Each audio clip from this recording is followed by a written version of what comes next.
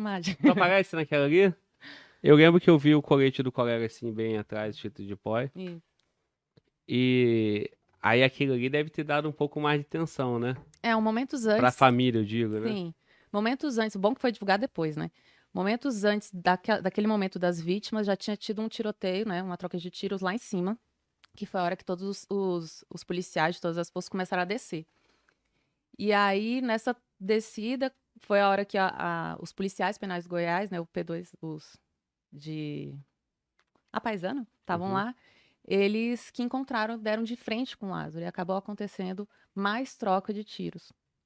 E aí foi a hora que as vítimas foram liberadas, né? Eu acho que ele liberou mais para poder prender fuga, para poder despistar. E foi a hora do segundo combate lá de tiros, que foi a hora que teve a filmagem.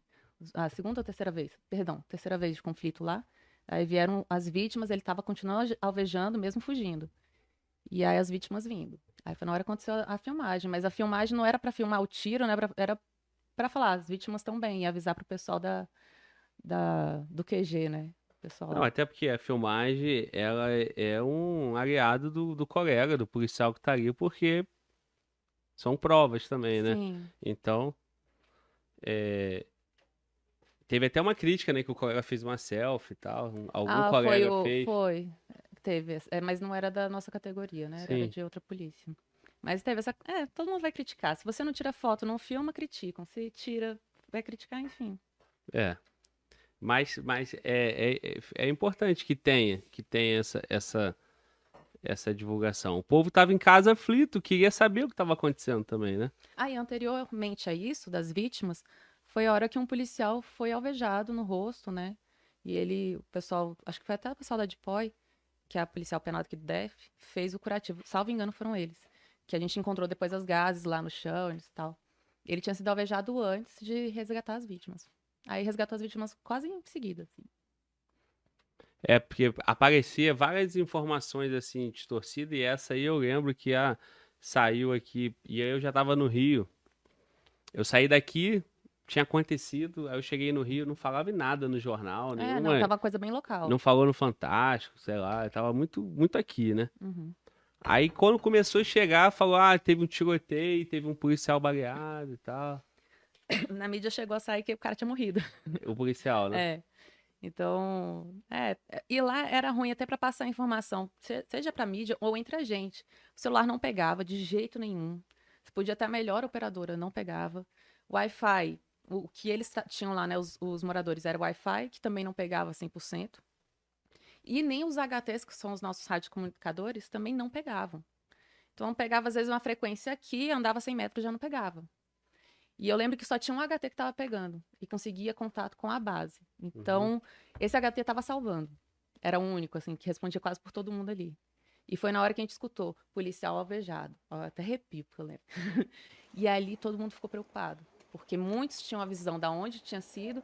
Eu estava um pouco acima, eu não sabia quem tinha sido alvejado. A gente perguntava quem era, ninguém respondia. Aí a gente já viu o helicóptero dos bombeiros sobrevoando bem em cima da gente para tentar resgatá-lo. Então, assim, você já fica meio aflito, né? A sua atenção dobra, porque você tem um colega seu, Sim. independente da força, alvejado.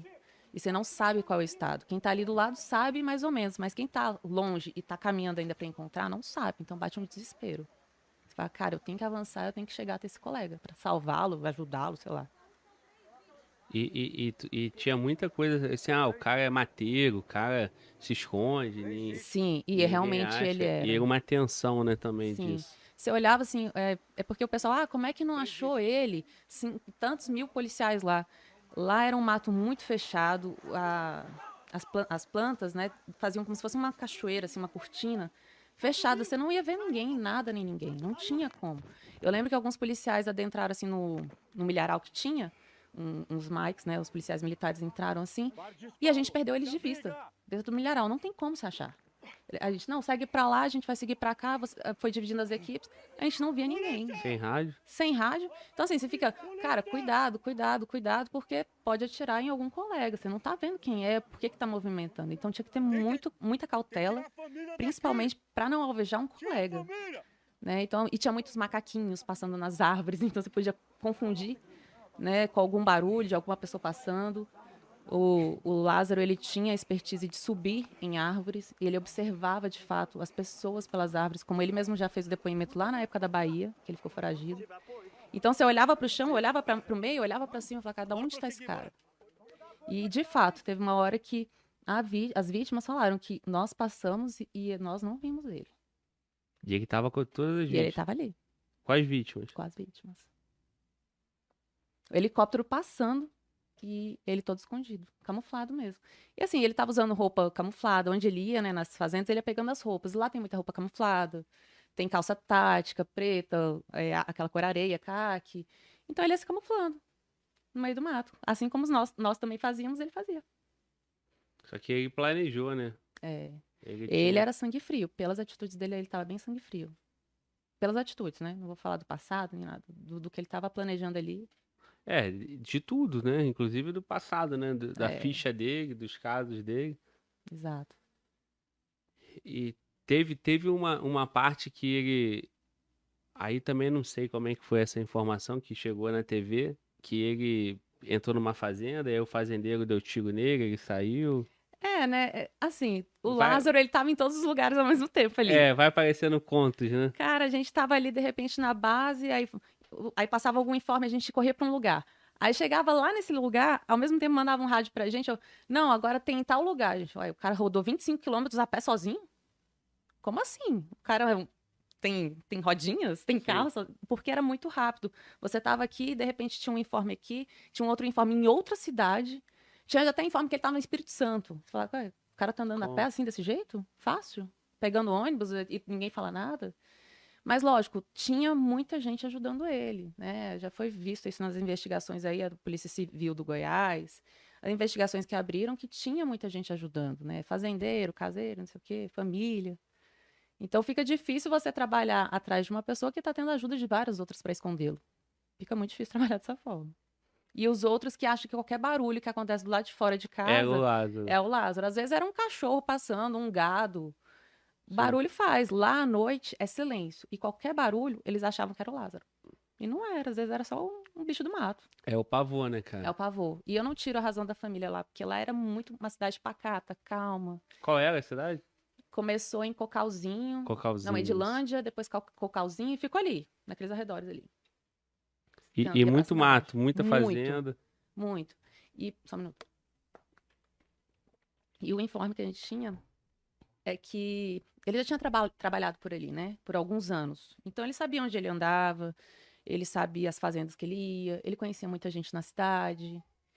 E isso facilitou para ele. Ele sabia a maioria dos córregos que tinha lá, os rios, os cantinhos que tinha, as grutas, ele sabia de tudo. E você.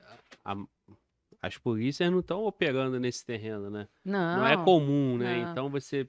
Poucas polícias são treinadas para trabalhar em selva, que a gente fala, né? Que tem até o curso de selva. São poucos policiais que se formam nesse curso. Então não dá para você falar, então chama só a galera que tem e joga eles lá. Não é assim.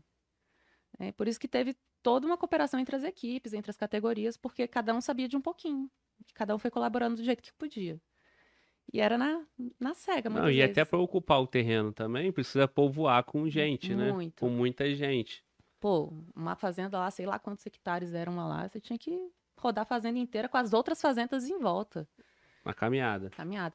O fato que aconteceu, eu lembro bem que a gente estava na estrada de terra, que foi um bizu, né? Que é uma dica, para quem não sabe o que é bizu. É uma dica que a gente que tinha que ir lá. Aí a minha equipe foi, assim como outras equipes também foram. Passado um tempo, houve uma gritaria. Ele tinha acabado de roubar umas armas na fazenda, logo quase em cima da nossa. Tipo, ele era doido. Ele ia na frente da polícia mesmo, tava nem aí. E lá ele tinha roubado. Então, assim, até tem uma filmagem, quando a gente chegou, os familiares, ele foi pra cá, ele foi pra cá.